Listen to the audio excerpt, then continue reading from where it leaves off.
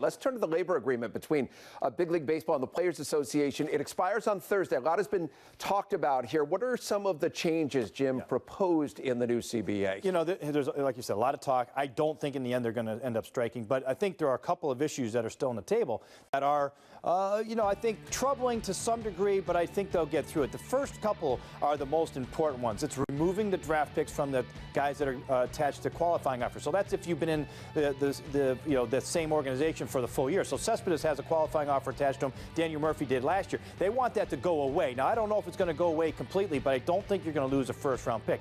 Now, the Major League Baseball side wants to add an international draft. That's gotten out of control, the spending there. They spend well over $100 million as a industry. They want to corral that a little bit, add a draft, which would bring the price down. But now the extra money that they save is going to have to go back to the players. So we'll see on that. They want to expand the roster. I think the players and the teams are agreeable to expanding the roster by one or maybe two.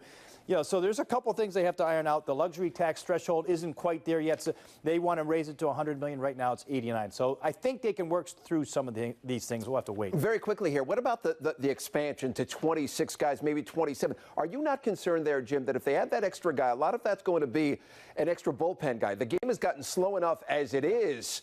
So much specialization in that bullpen. It's going to slow the game down even more if that comes to fruition. I am concerned about it. I think that's the commissioner has talked about the pace of play. We saw games averaging over 3 hours this year. First time in the history of the game. So, there's the mix and match. I wouldn't be surprised if they put limitations on that extra guy. They may allow you to carry 12 or maybe no more than 13 pitchers and then 13 position players. That might be the compromise instead of going with 14 pitchers and then you have that specialization.